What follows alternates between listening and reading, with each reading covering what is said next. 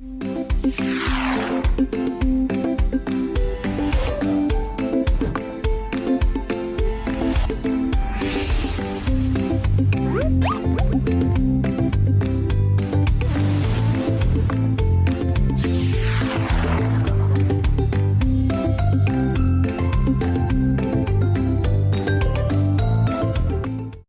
On the basis of attribute of an HTML tag, Google हर link को differently treat करता है। Normally हम बैकलिंक्स को दो डिफरेंट टाइप्स में डिवाइड कर देते हैं। नंबर 1 डू फॉलो बैकलिंक और नंबर 2 नो फॉलो लिंक। सबसे पहले बैकलिंक के बारे में ऑलरेडी मैं आपको डिटेल में बता चुका हूं, लेकिन फर्दर एक्सप्लेन कर दूं कि एक वेबसाइट, लेट्स सपोज मेरी एक वेबसाइट है, मुझे किसी भी और वेबसाइट से लिंक मिल रहा है तो वो मेरे लिए एक बैकलिंक है। तो वो या तो डू फॉलो हो सकता है या नो फॉलो हो सकता है। अब बात आती है कि डू फॉलो और नो फॉलो लिंक में डिफरेंस क्या है। डू फॉलो लिंक जूस पास करता है, अथॉरिटी, ट्रस्ट या उस बंदे की जो असल वेटेज है वो पास करता है जिसको लिंक मिल रहा है उसको। वाइल नो फॉलो लिंक ये चीजें पास नहीं करता। इसको अगर मैं आसान तरीके से आपको समझाने की कोशिश करूं तो एक इलाके का एक बंदा कहता है कि मैं तनवीर नांडला को लेट्स सपोज जानता हूं और उसकी तारीफ भी करे और उसको अपना समझ ले कि जो उसका ट्रस्ट है वो उसको दे। ये ऐसे ही है कि जैसे एक इंसान कहता है कि और उसकी अपनी एक बड़ी अथॉरिटी है, वो कहते हैं कि इसको मैं जानता हूं और इसके समहाउ किए कभी मैं जिम्मेदार हूं, मैं जानता हूं कि ये सही काम कर रहा है, तो वो it would be kind of do follow link. While no follow ये है कि वो कहता है कि यार मैं इसको जानता तो हूं लेकिन मैं इसके किए का जिम्मेदार नहीं हूं, मैं सिर्फ इसको जानता हूं कि ये कौन है।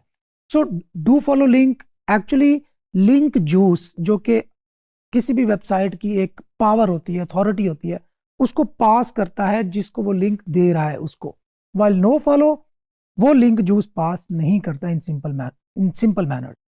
सो अब इस बात की अंडरस्टैंडिंग से तो हमें ये समझ आती है बात कि सिर्फ डू फॉलो लिंक्स ही हमारे लिए बेनिफिशियल हैं, हमें नो फॉलो लिंक्स लेने की जरूरत नहीं है। रॉन्ग। डू फॉलो लिंक्स जितने इंपॉर्टेंट हैं, नो फॉलो लिंक्स भी उतने ही इंपॉर्टेंट है। मैं इस पे इसलिए स्ट्रेस दे रहा हूं कि बहुत सारे लोगों को ये कंफ्यूजन हो जाती है कि चूंकि no follow links link juice pass नहीं करते या उसका बेनिफिट नहीं होगा, ये गलत है। देखिए, जो सर्च इंजन ऑप्टिमाइजेशन है, सर्च इंजन ऑप्टिमाइजेशन के अंदर जो लिंक बिल्डिंग वाला एक पूरा एक टॉपिक है, ये एक सब्जेक्ट है, वो एक्चुअली गूगल हमें ये कहता है कि आपने कहीं किसी को भी ये नहीं कहना कि मुझे बैकलिंक दो, या आपने खुद से जाके ये बैकलिंक लगाने की कोशिश नहीं करनी।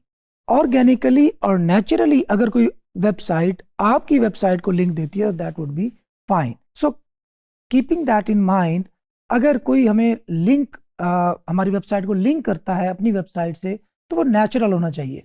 वो एज अ रेफरेंस हमारी वेबसाइट को लिंक दे सकता है, या एज अ फर्दर स्टडीज हमारी वेबसाइट को लिंक दे सकता है कि अगर जिस टॉपिक पे वो लिख रहा है उस टॉपिक पर बात कंप्लीट हो गई है और उससे रिलेटेड कोई टॉपिक है जिस टॉपिक पर कंटेंट हमारी वेबसाइट में मौजूद है, तो इस पर्पस के लिए लिंक दे सकता है, या इन जैसे किसी और पर्पस के लिए भी वो लिंक दे सकते हैं। लेकिन वो नेचुरल होना चाहिए, वो विदाउट डिमांड होना चाहिए कि हम उसको कहें नहीं कि हमें लिंक दो। तो अगर हम इन चीज़ों को माइंड में रखें तो इट मीन्स कि अगर हमने ये अगर इस तरह की लिंक बिल्डिंग करवानी है और अब इस तरह के लिंक लेने हैं, तो वो तो डू फॉलो और नो फॉलो मिक्स होंगे अगर नेचुरली लिंक्स लेंगे। तो अगर हम सिर्फ डू फॉलो लिंक्स पे बिल्डिंग पे फोकस करते हैं तो ये अननेचुरल होगा। ये नहीं हो सकता कि आपकी वेबसाइट को सिर्फ डू फॉलो लिंक्स मिल रहे हों जबकि कोई भी नो फॉलो लिंक या नो फॉलो लिंक बहुत कम मिल रहे हों। तो ये जो डू फॉलो और नो फॉलो का रेशियो है, ये समहाउ आपकी मेंटेन होनी चाहिए और नेचुरल होनी चाहिए। सो एक बड़ी इंपॉर्टेंट मैंने बात की, रिपीट कर देता हूं ताकि आपको उसकी अहमियत वंस अगेन समझ आ जाए कि ऑफिशियली हम लिंक बिल्डिंग या बैकलिंक किसी भी वेबसाइट पर जाके बना नहीं सकते। हाँ, हम अपने कंटेंट को इतना बेहतर कर सकते हैं, हम उसके साथ रिलेशन इतना अच्छा बिल्ड कर सकते हैं और उस बंदे को अपने कंटेंट के बारे में बता सकते हैं कि हमारा कंटेंट कितना अच्छा है। अब वो अपनी सवाबदीद पे है कि वो हमारी वेबसाइट को बैकलिंक दे दे या हमारी वेबसाइट को लिंक कर दे, तो वो नेचुरल लिंक होगा, ऑर्गेनिक लिंक होगा और बहुत पावरफुल लिंक होगा। इसके साथ साथ कुछ और चीज़ों का ख्याल रखना है आपने। डू फॉलो लिंक एक इंडिकेटर है कि yes I trust this website, और मैं इसको एक अपनी अथॉरिटी या अपना एक वोट देता हूं कि वो इसको मेरी जो अथॉरिटी है वो इसको पास ऑन हो। वाइल नो फॉलो जो लिंक है वो अथॉरिटी या ट्रस्ट या लिंक जो पास नहीं करता।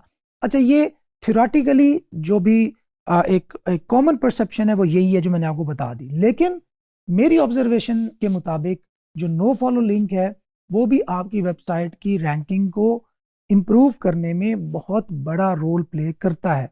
तो कभी भी नो फॉलो लिंक्स की जो इम्पोर्टेंस है उसको आपने इग्नोर नहीं करना, कि उसको आपने पसे पुश्त नहीं डालना।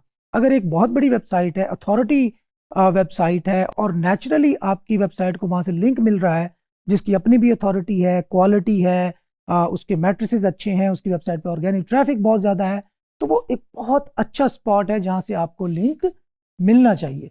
तो अगर वहाँ से नो फॉलो लिंक भी मिल जाए, वो भी इक्वली इंपॉर्टेंट और इक्वली बेनिफिशियल होगा आपकी वेबसाइट के लिए, जितना कि एक डू फॉलो बैकलिंक हो सकता है। सो नो फॉलो की जो अहमियत है इसको आपने इससे आप इनकार नहीं कर सकते। तो डेफिनेटली थ्योरी जो मर्जी कहे, गूगल जो मर्जी कहे, डेफिनेटली मैंने आपको दोनों पर्सपेक्टिव आपके सामने रख दिए कि ऑफिशियली जो नो फॉलो लिंक है वो ये होता है कि अथॉरिटी या लिंक जूस पास नहीं होगा, जबकि डू फॉलो लिंक जो होता है उसका मतलब ये है कि लिंक जूस पास होगा और उस वेबसाइट की अपनी अथॉरिटी का, जिसको वो वेबसाइट लिंक दे रही है, उसको फायदा होगा, वाइल नो फॉलो में फायदा नहीं होगा। लेकिन इन रियलिटी इन दोनों लिंक्स का, नो फॉलो लिंक का भी फायदा होता है। ये मेरी पर्सनल ऑब्जर्वेशन और एक्सपीरियंस की बिना पे मैं आपसे शेयर कर रहा हूं। इसके साथ साथ डाइवर्सिटी को भी मेंटेन रखने के लिए आपकी वेबसाइट को दोनों टाइप्स के बैकलिंक मिलने चाहिए, डू फॉलो और नो फॉलो। अगर आपकी वेबसाइट पर एक ही तरह के एक ही टाइप के जो बैकलिंक्स हैं वो होंगे, तो ये आपकी वेबसाइट की लिंक डाइवर्सिफिकेशन के लिए एक अच्छा साइन नहीं है। सो कंक्लूजन यही है कि दोनों तरह के जो बैकलिंक्स हैं वो आपकी वेबसाइट के लिए इंपॉर्टेंट है, आपने उनको इग्नोर नहीं करना। Thank you.